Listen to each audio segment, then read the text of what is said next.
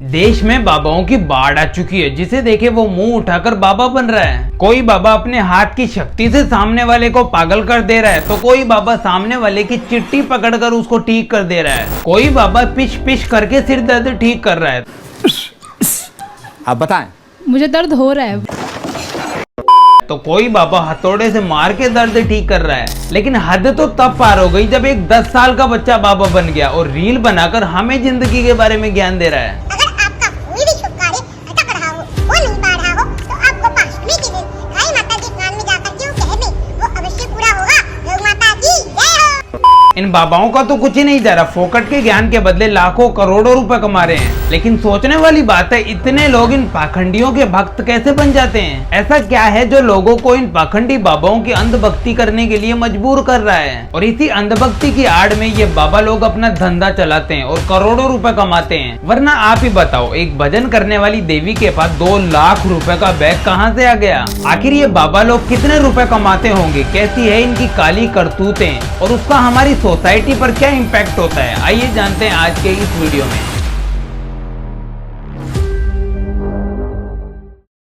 ये हैं जया किशोरी जी, जो भजन वगैरह करती हैं और जीवन के बारे में निर्देश देती हैं। अब वैसे तो इनके अंदर कोई प्रॉब्लम नहीं है, सब अच्छी बातें बताती है। लेकिन जब बात आती है कमाई पर तो इनकी सच्चाई पता चल जाती है। कुछ टाइम पहले जया किशोरी जी एयरपोर्ट पर 2 लाख रुपए के बैग के साथ घूमती हुई मिली। अब आप ही बताओ, एक सच्चे संत और गुरु का क्या काम होता है कि प्यार व्यार धन दौलत को छोड़कर भगवान की प्राप्ति के लिए, मोक्ष की प्राप्ति के लिए काम करना। लेकिन आजकल के बाबा भगवान या मोक्ष की प्राप्ति के लिए नहीं, बल्कि धन दौलत की प्राप्ति के लिए आपको ज्ञान देते हैं, ताकि आप उन्हें पैसे दें और वो 2 लाख रुपए का बैग खरीद लें।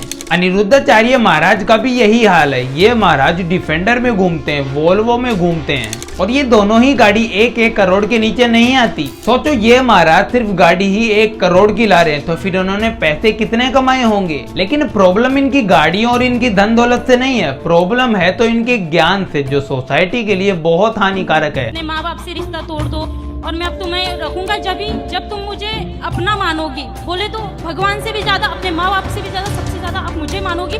माँ बाप को आप बिल्कुल छोड़ दो। समझाओ कोई इसे बच्ची को, पढ़े लिखे मूर्ख इन्हीं को कहते हैं। सुन लिए? तो अब इनका एक और ज्ञान सुनो। एक ही धर्म है नारी का, केवल पति की सेवा। ऐसी सोच रखने वाला किसी भी तरीके से एक संत या फिर गुरु तो नहीं हो सकता। ये लोग सिर्फ आपके पैसे के लालच में आपको कुछ भी उल्टा सीधा ज्ञान देते हैं। उस शादी के बाद मतलब हम लोग का ना थोड़ा सा झगड़े भी बहुत होते हैं, बनती। तो आपकी तरफ से होता है कि उनकी तरफ से होता है? उनकी तरफ से भी होता है, मेरी तरफ से भी। तो फिर आपको मैं एक मंत्र दे सकता हूँ। हाँ जी जरूर। एक उंगली उठाओ, इसे यहाँ रखो। अब बताओ, अगर ये महाराज सच में ही भगवान की प्राप्ति में लीन होते या फिर सच्चे संत या फिर गुरु होते, तो फिर ऐसे कचरा शो में कतई नहीं जाते। फिर आते हैं एक नए नवेले बाबा, अभिनव अरोरा।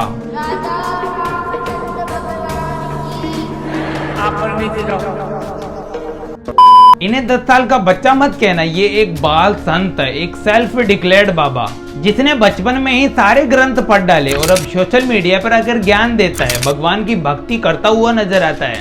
लेकिन जब बाल संत से टीवी न्यूज पर कोई नई बात पूछ ले तो बाल संत के तोते उड़ जाते हैं। खिंचाओ, कोई कहता है मेरे साथ सेल्फी खिंचाओ, तो आप परेशान नहीं हो जाते हैं?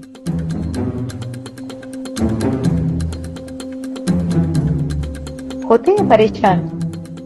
बचपन में स्कूल जाने की जगह ये बाबागिरी करना, इसमें इस बच्चे की गलती नहीं है। बच्चे को तो सब कुछ उसके माँ बाप सिखाते हैं, वरना यही बच्चा कुछ साल पहले ये था। मम्मी खाना बनाती है, बड़ा खुद नॉनवेज नहीं खाती, लेकिन मेरे लिए चिकन बनाती।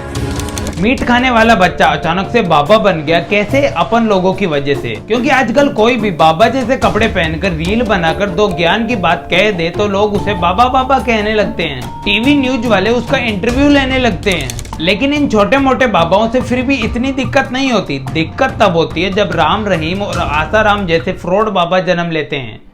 3 महीने पहले यूपी के अंदर एक फ्रॉड बाबा की वजह से 121 लोगों की मौत हो गई। इस बाबा को भोले बाबा के नाम से जानते हैं, जिसको नारायण सरकार भी कहते हैं। ये बाबा खुद को भगवान का मैसेंजर या भक्त नहीं बताता, बल्कि स्वयं को भगवान विष्णु बताता है। लोग इस बाबा के अंधविश्वास में इतने ज्यादा पागल हो चुके हैं कि 80,000 वाले स्पेस वाली जगह पर 2 लाख लोग पहुंच गए। फिर सत्संग के बाद भगदड़ मची और 121 लोगों की मौत हो गई और 500 से ज्यादा लोग घायल हो गए। अब भगदड़ मची ये कंसर्निंग नहीं है, लेकिन भगदड़ क्यों मची ये कंसर्निंग है। भगदड़ तब मची जब इन भोले बाबा के पैर छूने के लिए और उनके पैर से कुचले हुए रंगीन पाउडर को लेने के लिए 2 लाख से ज्यादा लोग भागने लगे। ये लोग जिस बाबा की भक्ति के अंदर अंधे हो रखे हैं ना, वो कोई बाबा नहीं है बल्कि एक घटिया आदमी है। ये बाबा 18 साल पहले एक पुलिस कांस्टेबल था और उसी टाइम पर एक महिला को सेक्सुअली हरेस किया था।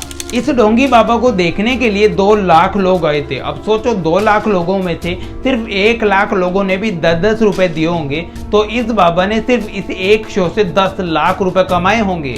और ये तो सिर्फ मैं 10 रुपए बता रहा हूँ, वरना बहुत सारे लोग 500,000 रुपए तक इन बाबाओं को देते हैं। तो सोचो ये ढोंगी बाबा आम लोगों को 2 कौड़ी का ज्ञान देकर कितने लाखों करोड़ों रुपए कमाता होगा। लेकिन प्रॉब्लम यह है कि ऐसा ढोंगी बाबा ये अकेला नहीं है, बल्कि ढेरों हैं। जैसे आसाराम, जिसके भक्तों की संख्या करोड़ों में थी और आज जब वो जेल जा चुका है तब भी उसके भक्तों की संख्या कम नहीं हुई। लेकिन आपको जानकर हैरानी होगी कि इस आसाराम को जेल के अंदर क्यों डाला गया है। 1970 से ये बाबा का काम कर रहा था और आज पूरे देश में इसके 400 से भी ज्यादा आश्रम हैं। लेकिन एक दिन 2018 में आसाराम को एक माइनर लड़की के रेप के आरोप में दोषी पाया गया और जेल में डाल दिया गया। इसी तरह एक और फ्रॉड बाबा है, राम रहीम, जो 1990 से बाबा बना बैठा है। ये काफी रंगीन मिजाज का बाबा है और लोगों को पागल बनाकर खूब पैसे कमाए हैं। लेकिन फिर साल 2017 में सीबीआई के द्वारा राम रहीम को एक माइनर लड़की के रेप में गिरफ्तार कर लिया गया। इन ढोंगी बाबाओं की अजीब दुनिया की गाथाएं आपको तब अजीब लगेगी जब आप संत रामपाल की कहानी सुनोगे। कुछ टाइम पहले पुलिस ने संत रामपाल के आश्रम पर छापा मारा और आश्रम में 5 महिलाओं और 1.5 साल के एक बच्चे की डेड बॉडी मिली। ऐसे ही कई फ्रॉड बाबा हैं, जैसे नारायण साईं, साईं अमृता चैतन्य, स्वामी सदाचारी, परहंस नित्यानंद। ऐसे बहुत सारे ढोंगी बाबा हैं जिनकी लिस्ट का कोई एंड नहीं, जिन पर पुलिस ने धोखाधड़ी, काला जादू, अपहरण, गलत तरीके से कैद करना, बलात्कार, हत्या करना और न जाने क्या क्या आरोप लगाए हैं। अब ढोंगी बाबाओं का जो काम है वो करेंगे, लेकिन ये लोग क्यों इन ढोंगी बाबाओं पर आंख बंद करके भरोसा कर लेते हैं? चलो बताता हूँ। जब एक आदमी रेगिस्तान में फंस जाता है तो उसे बहुत प्यास लगती है और उससे प्यास की वजह से एक तालाब नजर आता है। फिर जब आदमी तालाब तक पहुंच जाता है तब उसे पता चलता है कि ये तो उसका मिराज था या बहम था, जो ज्यादा प्यास लगने की वजह से उसे दिखा था।